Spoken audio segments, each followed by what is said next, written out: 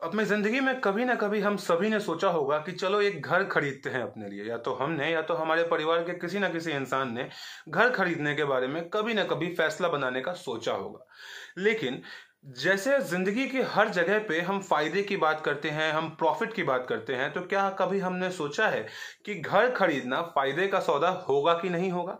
मतलब कि क्या घर खरीद के उसमें रहना ज्यादा अच्छा है या घर को रेंट पे लेके रहना उसमें ज्यादा अच्छा है?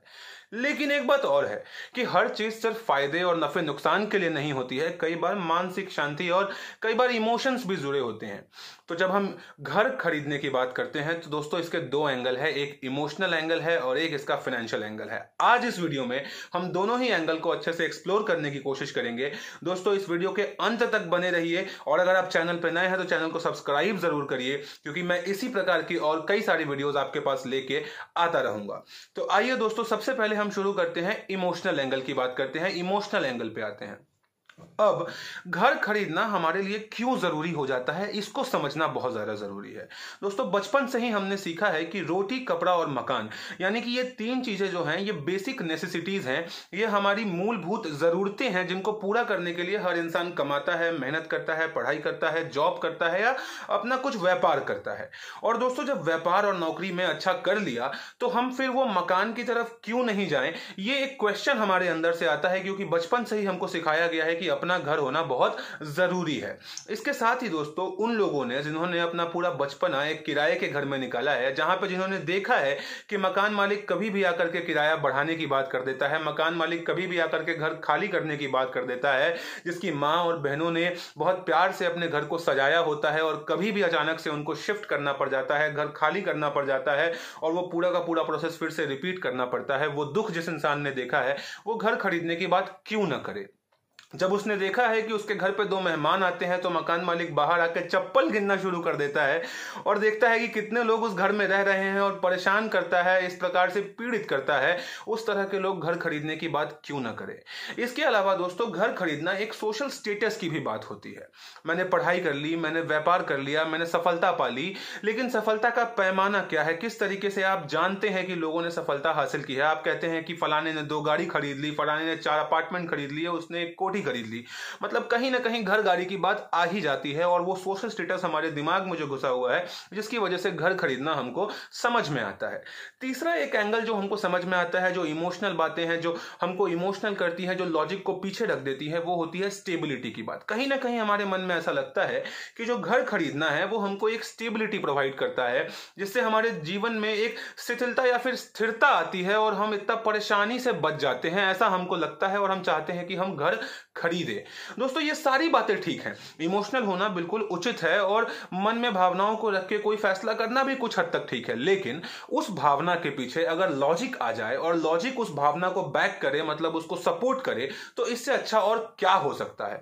तो दोस्तों अब हम आकर के देखने की कोशिश करेंगे, एक एक्सेल शीट के ऊपर में नंबर्स के थ्रू समझने की कोशिश करेंगे कि क्या इस लॉजिक को हम इमोशंस को बैक करने के लिए यूज कर सकते हैं कि नहीं कर सकते हैं। जो हमारे इमोशंस है, जो हमको बार बार पुश करते हैं कि चलो घर खरीदे, चलो घर खरीदे, चलो घर खरीदे, क्या वो इमोशंस सही है, क्या उसको सपोर्ट करना उचित रहेगा कि नहीं रहेगा, इसको हम समझने की कोशिश करेंगे। अब आइए मैं आपको ले चलता हूं एक्सेल स्क्रीन के ऊपर।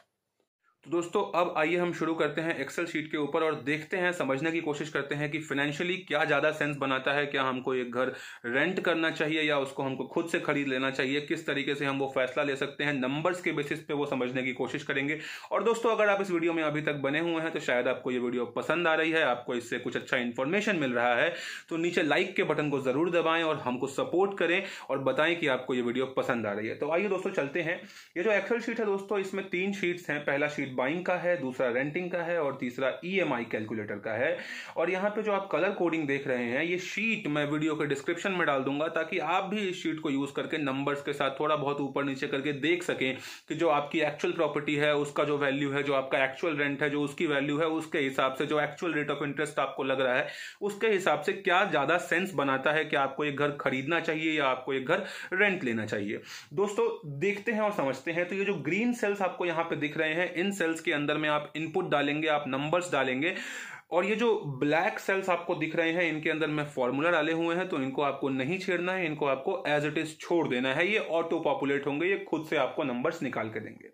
तो आइए दोस्तों शुरू करते हैं। तो हम इमेजिन करते हैं कि हम मुंबई जैसे एक शहर में रह रहे हैं, जिस शहर में एक 2 BHK अपार्टमेंट हम लेने की कोशिश करते हैं और उस 2 BHK अपार्टमेंट की जो कॉस्ट है वो कुछ 1 करोड़ रुपए के आसपास है। तो दोस्तों हम शुरू करते हैं 1 करोड़ रुपए से।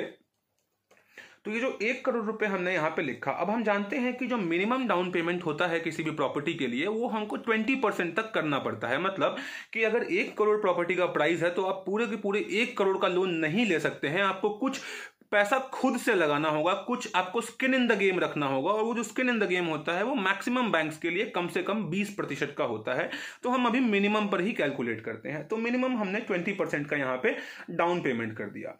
जब हम 20% का डाउन पेमेंट कर देते हैं तो उसके साथ में हम आगे बढ़ते हैं और देखने की कोशिश करते हैं कि जो हमारा इंटरेस्ट रेट लगेगा लोन के ऊपर में वो कितना लगेगा। तो आइडियली जो बैंक्स होती हैं वो कहीं ना कहीं 8.5% से लेके मतलब 8.5% से लेके 9.5% के बीच का आपसे एनुअली इंटरेस्ट चार्ज करती हैं।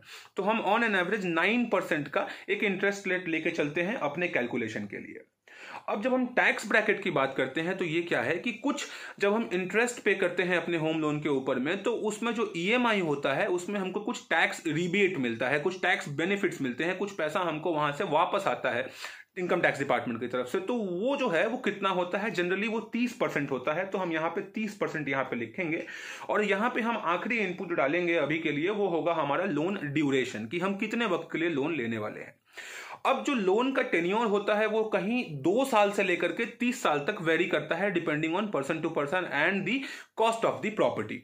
तो आप कम से कम 2 साल और मैक्सिमम 30 साल तक का लोन ले सकते हैं। तो हम बीच का एक अमाउंट लेते हैं, कहीं 15 साल का हम लोन लेने की कोशिश करते हैं। तो हमने यहां पर लोन ड्यूरेशन में 15 डाल दिया। अब दोस्तों देखिए ये जो डाउन पेमेंट अमाउंट है ये दिखा रहा है 20% 1 करोड़ का, यानी कि 20 लाख रुपए हमको खुद से देना पड़ेगा। 80 लाख रुपए के आसपास का हमारा लोन होगा। जो हमारा EMI बनेगा, जो यानी कि हमको मंथली पेमेंट बैंक को करना रहेगा, वो 81,141 रुपीज रहेगा।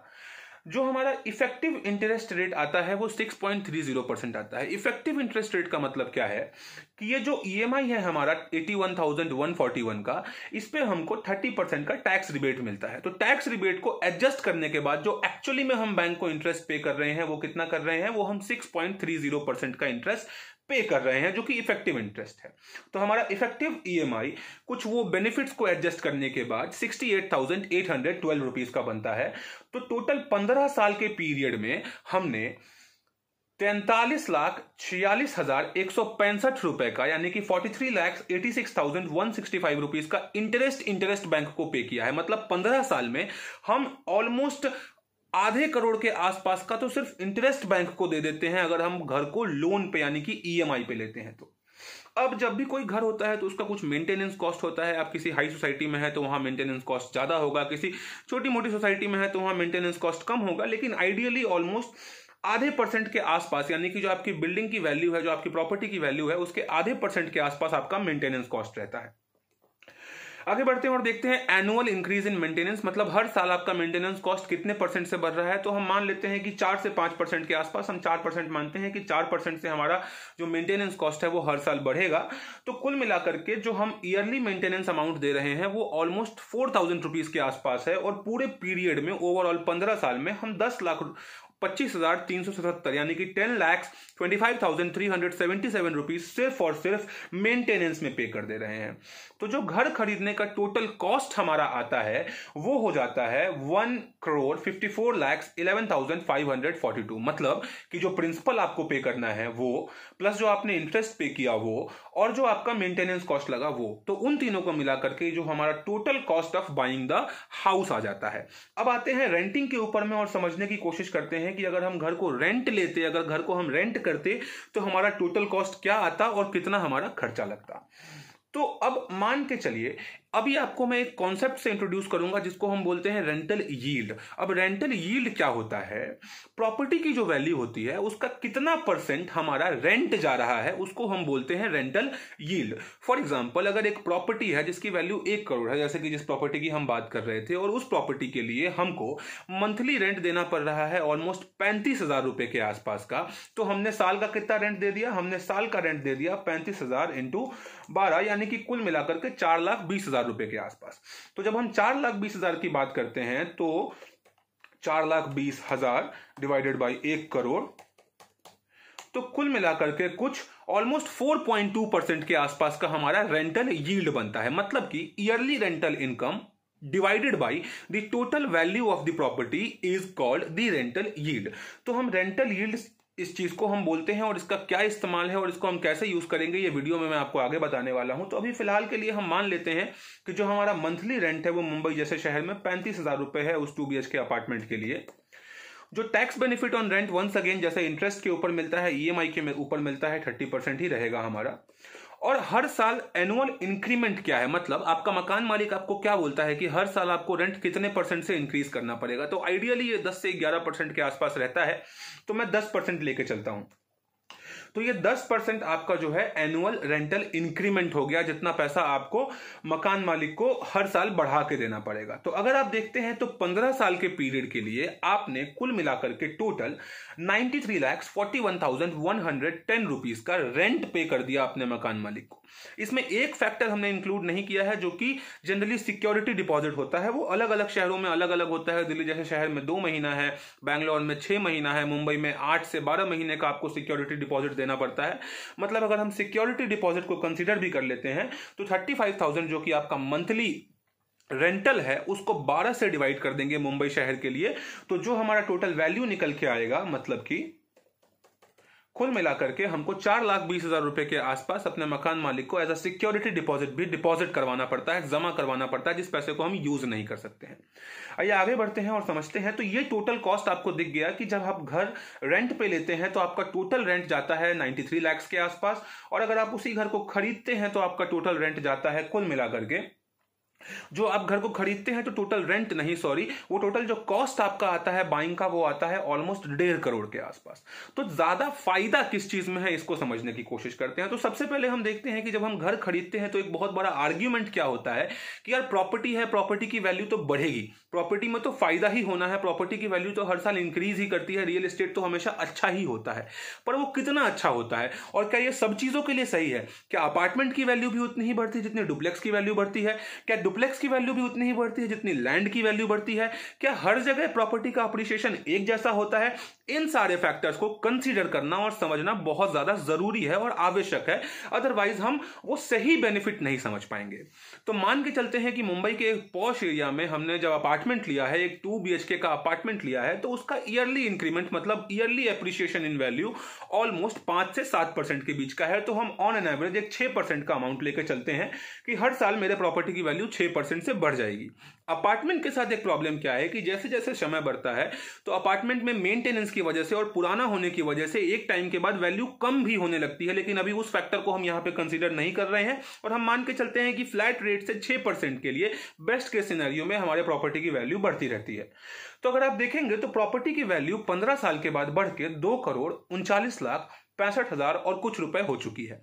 मतलब कि अगर हम टोटल कॉस्ट को बाहर निकाल देते हैं और इस रिवेन्यू स्ट्रीम को मान लिया कि 15 साल के बाद हमने अपना अपार्टमेंट बेच दिया है, तब जाकर के हमको कुछ 85 लाख रुपए के आसपास का 85 लाख रुपीस का फायदा होगा, जो हमारा बेनिफिट है।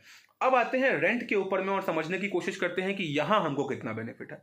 तो दोस्तों यहां पे एक चीज हमको समझने की जरूरत है कि अगर हम घर नहीं खरीदते हैं और रेंट पे लेते हैं तो हम एक साथ 20 लाख रुपए तो कम से कम बचा रहे हैं।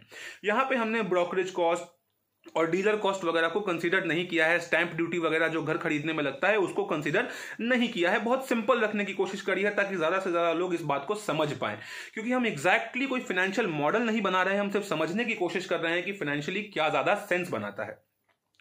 जब हम डाउन पेमेंट की बात करते हैं तो 20 लाख रुपए हमने एक साथ वहां पे बचाए, साथ में मंथली ईएमआई में, क्योंकि हमारा मंथली ईएमआई जो यहां पे जा रहा था वो ऑलमोस्ट इफेक्टिव ईएमआई 68,000 के आसपास जा रहा था, और रेंट करते वक्त हमको सिर्फ 35,000 रुपीज का रेंट देना पड़ रहा है। तो मंथली ईएमआई में हमने 44,312 रुपए हर महीने बचाए हैं। तो ये भी हमारी एक सेविंग है। अब अगर इस पैसे को हम कहीं अच्छी जगह पे इन्वेस्ट करते हैं रियल एस्टेट के अलावा, जैसे कि हम स्टॉक मार्केट में इन्वेस्ट करते हैं, हम डेट मार्केट में इन्वेस्ट करते हैं। अब ये स्टॉक मार्केट डेट मार्केट क्या है, इसके ऊपर और वीडियोस आगे मैं लेके आऊंगा आप लोगों की जानकारी के लिए, और कैसे आप इन्वेस्ट कर सकते हैं ये समझाने की कोशिश करूंगा। या बहुत सिंपल टर्म में जो सब लोगों को पता है कि एसआईपी ही कर देते हैं अगर, तो एसआईपी अगर हम करते हैं, और एसआईपी का जो अच्छे जो फंड्स हैं उन फंड्स का ऑलमोस्ट जो रेट ऑफ रिटर्न रहता है वो 10 से 12% के बीच रहता है। हम 11% का रेट ऑफ रिटर्न मान लेते हैं कि ये जो पैसा आपने बचाया 20 लाख रुपए, और हर महीने का जो आप 44,000 रुपए बचा रहे हैं, उस पैसे को बचा करके आप किसी एसआईपी में या किसी इन्वेस्टमेंट में डाल देते हैं जहां पे आपको 11% का रिटर्न मिलता है। तो वो पैसा, यानी कि जो डाउन पेमेंट आपने बचाया था, वो पैसा 15 साल के बाद कुछ 20 लाख रुपए 1 करोड़ 3 लाख के आसपास हो चुका होगा। और जो 44,000 रुपए आप हर महीने बचा रहे हैं अपने ईएमआई में, वो 11% का रिटर्न दे देकर एसआईपी के थ्रू 2 करोड़ 1 लाख बन चुका होगा। तो कुल मिलाकर के 15 साल के बाद अगर आप घर रेंट पे लेते हैं तो आपने 2 करोड़ 11,43,000 रुपए एक्स्ट्रा बचा लिए। दोस्तों, इन पैसों से सिस्टमैटिकली अगर आप चाहें तो 15 साल के बाद अप फ्रंट कैश देकर के वो घर खरीद सकते हैं। आपको लोन लेने की या ईएमआई लेने की जरूरत नहीं है, क्योंकि ईएमआई एक ऐसा ट्रैप है जिसको हम समझ नहीं पाते हैं। मैं कोशिश करूंगा कि जल्दी से जल्दी आपको एक बार ईएमआई के ऊपर भी बताऊं, और फिर हम आगे जाके बात करेंगे प्रोज और कॉन्स के बारे में कि किस परिस्थिति में हमको घर खरीदना चाहिए, किस परिस्थिति में हमको रेंट लेना चाहिए। क्योंकि सिर्फ नंबर से सब कुछ नहीं होते हैं, कुछ एक पर्सनालिटी फैक्टर्स भी आते हैं, कुछ एक मेंटल इमोशनल फैक्टर्स भी आते हैं। तो उसको हम मिला करके लास्ट में एक कंक्लूजन देने की कोशिश करेंगे। तो चलिए फटाफट से चलते हैं हम ईएमआई कैलकुलेटर के ऊपर में। तो ये जो ईएमआई कैलकुलेटर है, जैसे हम बात करते हैं, एसेट प्राइस हमने वहां पे रखा था 1 करोड़ रुपए का। तो 1 करोड़ रुपए का हमारा एसेट प्राइस है, हम 20% डाउन पेमेंट कर रहे हैं। तो जो हमारा लोन अमाउंट बन जाता है वो 80 लाख रुपए का बन जाता है। रेट ऑफ इंटरेस्ट हमने 9% का रखा था, और लोन टेन्योर हमारा 15 साल का है। तो इसके साथ में आप देखें कि आपका जो ईएमआई बनता है वो 81,141 बनता है विदाउट द टैक्स बेनिफिट, और टोटल इंटरेस्ट जो आप पे करते हैं वो कुछ 66 लाख रुपए के आसपास का आप पे कर रहे हैं। कुल मिलाकर के आपने 82% जो आपका अमाउंट है, जो आपका लोन अमाउंट है, उसका 82% आपने सिर्फ और सिर्फ इंटरेस्ट में पे कर दिया है। दोस्तों, इतना ज्यादा पैसा आप बैंक को दे रहे हैं बिना किसी बात का, सिर्फ पैसा उधार लेने के लिए। और आप देखिए कि शुरुआत के सालों में इस शीट को आप कैसे यूज कर सकते हैं कि ये जो ईयरली कैलकुलेशंस आपको दिखाई गई हैं, इस ईयरली कैलकुलेशन के अलावा अगर आप इसको एक्सटेंड करेंगे तो आपको हर साल में हर मंथ का भी कैलकुलेशन दिखता है। फॉर एग्जाम्पल, अगर आप ईयर 1 जनवरी से लेना शुरू करते हैं या फिर रीपेमेंट करना शुरू करते हैं ईएमआई का, तो जो पहला महीना है जनवरी का महीना पहले साल का, उसमें जो आपने टोटल ईएमआई पे किया है 81,000 रुपीज, उसमें से 60,000 रुपीज सिर्फ आपका इंटरेस्ट है, और आपके प्रिंसिपल में से सिर्फ 21,000 रुपए 21,000 रुपीज कटेगा। तो आपने पहले महीने में सिर्फ 0.26% का रीपेमेंट किया। पूरे पहले साल में अगर आप देखें तो साल के लास्ट तक भी आप ऑलमोस्ट 58,000 रुपीज सिर्फ इंटरेस्ट पे करते हैं, और सिर्फ 22,000 रुपए आपका प्रिंसिपल अमाउंट जाता है। पूरे एक साल में आपने सिर्फ 3% लोन का रीपेमेंट किया है। इसी प्रकार से जो ट्रैप है, आप देखें कि आपको 50% लोन का रीपेमेंट करने में, 50% जो आपका प्रिंसिपल अमाउंट है उसका रीपेमेंट करने में 10 साल का समय निकल जाता है। मतलब 10 साल के बाद जाकर के आप 50% लोन पूरा कर पाते हैं, जहां पे अप्रोक्सीमेटली इंटरेस्ट और प्रिंसिपल 50-50 कंपोनेंट जाता है हर महीने के ईएमआई से। जैसा आप यहां देख सकते हैं कि 34,000 रुपीज आपका इंटरेस्ट जा रहा है 81,000 में से, और बाकी 47,000 रुपीज जो है वो आपका प्रिंसिपल अमाउंट जा रहा है। तो कुल मिलाकर के इसी प्रकार से आप 15 सालों में अपना लोन खत्म करते हैं, अपना ईएमआई खत्म करते हैं, अपने घर को फ्री करते हैं।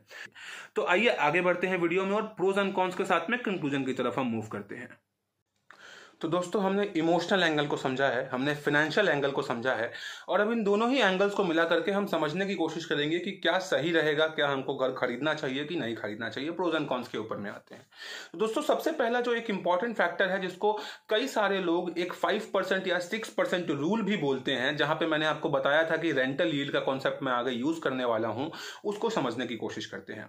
अगर आपके घर का जो रेंटल यील्ड है वो 6% या उससे ज्यादा है, मतलब मतलब अगर आपके घर की जो टोटल प्रॉपर्टी की वैल्यू है उसका आपको 6% या उससे ज्यादा रेंट के तरह से देना पड़ता है, तो शायद ये मेक सेंस करता है, ये एक लॉजिकल सेंस बनाता है कि आप अपना घर खरीद सकते हैं। तो कई सारे लोग इसको 5% या 6% रूल भी बोलते हैं। मतलब अगर 1 करोड़ आपके प्रॉपर्टी की वैल्यू है और अगर आपको साल में 6 लाख रुपए के आसपास यानी महीने का कुछ 50,000 रुपए के आसपास रेंट में देना पड़ता है, तो ज्यादा अच्छा सेंस बनता है कि आप उस प्रॉपर्टी को खुद से खरीद लें और उस प्रॉपर्टी के मालिक बन जाए, वहां पे आप ईएमआई देना शुरू कर दें। जो दूसरा फैक्टर आपको कंसीडर करना चाहिए कि आपको घर खरीदना है कि नहीं खरीदना है, उसमें सबसे इंपॉर्टेंट चीज क्या है कि आपकी फाइनेंशियल नॉलेज कितनी है, आपकी फाइनेंशियल लिटरेसी क्या है। मतलब कि अगर आप घर नहीं खरीदते हैं और रेंट पे रहते हैं और रेंट पे रहते हुए आप वो 20 लाख रुपए डाउन पेमेंट का या मंथली ईएमआई के कुछ 44-45 हजार रुपए बचा भी लेते हैं, तो क्या उस पैसे को आप इस तरीके से इन्वेस्ट कर पाएंगे या इस तरीके से लगा पाएंगे कहीं पे कि आपको वो करोड़ों का रिटर्न मिल सके? क्योंकि अगर वो आप पैसे को इन्वेस्ट नहीं करते हैं, अगर आप उसको एक सिंपल एफडी में रखे रहते हैं, तो फिर घर की प्रॉपर्टी की वैल्यू भी तो हर साल 6-7% से बढ़ ही रही थी और यहां पे भी आपको वो 6% का रिटर्न या 7% का रिटर्न ही मिलेगा एफडी के ऊपर में। तो कोई सेंस नहीं बनता है। फिर आप उस तरफ भी जाने की कोशिश कर सकते हैं, आप घर खरीदने की भी कोशिश कर सकते हैं। तो आपकी फाइनेंशियल लिटरेसी कि आपको पता है कि कैसे आपको ट्रेड करना है फ्यूचर्स एंड ऑप्शंस में, कैसे आपको पैसे मल्टीप्लाई करने हैं, कहां पे आपको इन्वेस्ट करना है, कौन सा इक्विटी खरीदना है, किस शेयर में इन्वेस्ट करना है, किस जगह पे आपको अपने पैसे डालने हैं, किस म्यूचुअल फंड में आपको जाना है, अगर आपको ये पता है तो ज्यादा अच्छा है कि आप रेंट पे रहें, उस पैसे को इन्वेस्ट करें और पैसे से पैसा बनाते रहें, पैसे से पैसा कमाते रहें। क्योंकि किसी भी दिन पे जो शेयर मार्केट है या फिर जो इक्विटी मार्केट है, वहां पे आपको रियल एस्टेट से ज्यादा रिटर्न तो मिलता ही है। तीसरी जो इंपॉर्टेंट फैक्टर है कंसीडर करने वाली, वो आपको यह समझने की है कि ईएमआई आपके लिए कितना ज्यादा एक बर्डन बन रहा है। EMI should not be more than 30 to 40% of your salary in the worst cases also. मतलब आपकी सैलरी अगर महीने की 1 लाख रुपए है तो आप 40-50 हजार रुपए से ज्यादा ईएमआई अफोर्ड नहीं कर सकते हैं, अदरवाइज आप सर्वाइव नहीं कर पाएंगे। जो आपकी बेसिक नेसेसिटीज हैं, जो आपके बेसिक एक्सपेंसेस हैं, वो पूरे नहीं हो पाएंगे और आपको दिक्कत होना शुरू हो जाएगी। आपको पेट काट के रहना पड़ेगा, आपको दुख में रहना पड़ेगा और वो शायद 15 साल के लिए आप कर नहीं पाएंगे। तो इस फैक्टर को कंसीडर करना बहुत जरूरी है कि जो ईएमआई है, क्या उसका बर्डन आप हर महीने उठा सकते हैं कि नहीं उठा सकते हैं। इसके अलावा जो एक फैक्टर और आपको समझने की जरूरत है वो ये है दोस्तों कि जो रेंटल है, जो रेंटल आपका एक्सपेंस है, वो हर महीने होता रहेगा। मतलब 15 साल तक आपने रेंट दिया, उसके बाद भी वो प्रॉपर्टी आपकी अपनी नहीं होती है, उस प्रॉपर्टी को आपको फिर से रेंट देना ही पड़ेगा अगर आपको वहां पे रहना है। तो रेंट की जो वैल्यू है वो समय के साथ बढ़ती रहती है। मतलब हर साल वो रेंट 10% 11% से इंक्रीज करता रह रहा है, बट ईएमआई आपका इंक्रीज नहीं करता है, वो 15 साल के लिए फिक्स रहता है। मतलब अगर आपका ईएमआई शुरुआत में 50,000 था तो 15 साल के बाद आखिरी महीने में भी वो 50,000 रहेगा, बट आपकी सैलरी कहीं ना कहीं बहुत ज्यादा बढ़ चुकी होगी। बट जहां पे आपकी सैलरी बढ़ती है उसी के साथ में आपका रेंटल एक्सपेंसेस भी बढ़ता रहता है। तो इस फैक्टर को समझना आपके लिए बहुत ज्यादा जरूरी है। अगर आपको लगता है कि आप एक स्टेबिलिटी चाहते हैं अपनी लाइफ में, अगर आपको लगता है कि आप उस लाइफस्टाइल में अपने आप को अडेप्ट कर सकते हैं कि अगर आप 1 लाख कमा रहे हैं, 80,000 कमा रहे हैं, आपका 40,000 का ईएमआई एक्सपेंस है, तो बाकी के 40,000 में अपना जीवन आप निकाल सकते हैं अच्छे से अगले कुछ सालों के लिए, तो शायद आपके लिए घर खरीदना ज्यादा अच्छा ऑप्शन हो सकता है, जहां पर कि आप अपने लाइफस्टाइल को उस तरीके से अडेप्ट कर लें कि धीरे धीरे कुछ सालों में आपको दिक्कत महसूस होना बंद हो जाए और उसके बाद जब आपकी सैलरी बढ़े तो आपका लाइफस्टाइल अपने आप इंप्रूव हो जाएगा, या आपका बिजनेस ग्रो करे तो आपका लाइफस्टाइल अपने आप इंप्रूव हो जाएगा। तो उस परिस्थिति में आप घर को खरीद सकते हैं। दोस्तों एक और चीज जो इंपॉर्टेंट है समझने वाली वो ये है कि आपका रिटायरमेंट के बाद इनकम क्या होने वाला है। कि फॉर एग्जांपल अभी आपकी एज लेट्स से 30 साल के आसपास है, आपने 15 साल का होम लोन लिया, 15 साल के बाद आपकी एज 45 साल हो जाएगी, आप शायद 10 से 15 साल और काम करने वाले हैं।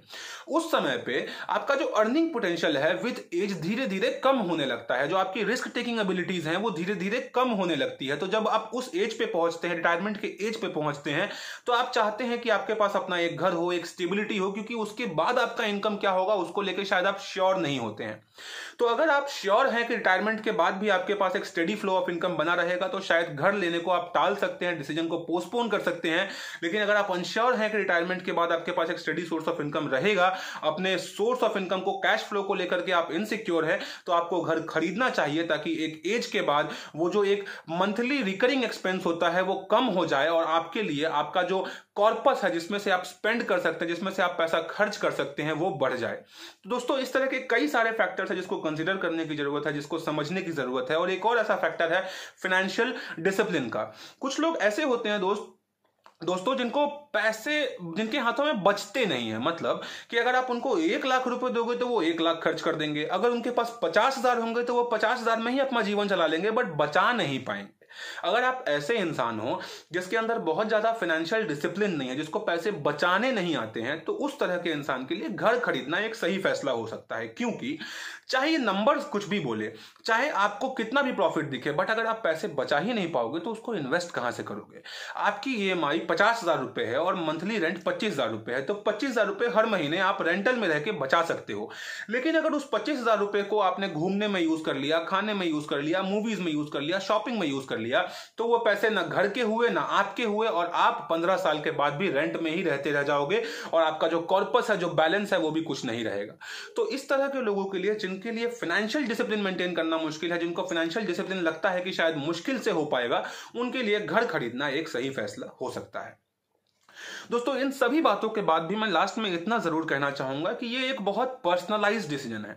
इसको किसी भी इंसान की बातों में जाकर के आप नहीं ले सकते हैं। मेरी बातों को या किसी और की बातों को आप रिकमेंडेशन की तरह ले सकते हैं, आप एडवाइस की तरह ले सकते हैं, बट वो एक फुल प्रूफ प्लान नहीं हो सकता है। क्योंकि घर खरीदना मेरे लिए कितना इंपॉर्टेंट है, मेरे दोस्त के लिए कितना इंपॉर्टेंट है, मेरे पापा के लिए कितना इंपॉर्टेंट है, मेरे चाचा के लिए कितना इंपॉर्टेंट है, या मोहल्ले के किसी पड़ोसी अंकल के लिए कितना इंपॉर्टेंट है, वो सबके लिए अलग अलग रहेगा। हम सबका थॉट प्रोसेस अलग है, हम सबके जीवन जीने का स्टाइल अलग है, हम सबकी अपब्रिंगिंग अलग है, एजुकेशन अलग है, level of standard of living अलग है। तो उस पर डिपेंड करता है कि यह फैसला कितना अच्छा रहेगा या नहीं रहेगा। तो इन सब बातों को ध्यान में रख करके उम्मीद करता हूं कि मैंने आपको समझाने में थोड़ी सी हेल्प करी होगी, मैंने आपको थोड़ा सा नॉलेज एनहेंस किया होगा कि क्या आपको घर खरीदना चाहिए कि नहीं खरीदना चाहिए। दोस्तों आपको इस वीडियो में कोई चीज पसंद नहीं आई हो, या आपको लगता है कि कोई चीज मैंने मिस कर दी है, किसी चीज को मैं एनहेंस कर सकता था, चाहे वो मेरा कंटेंट हो, चाहे वो मेरा डिलीवरी स्टाइल हो, चाहे वो मेरा बताने का तरीका हो, तो प्लीज कमेंट करके जरूर बताइए। क्योंकि आपके फीडबैक से और आपके कमेंट से मुझे सीखने को मिलता है और अच्छा करने को मिलता है, और मैं दिन प्रतिदिन और अच्छी वीडियोस आपके पास लेके आ सकता हूं।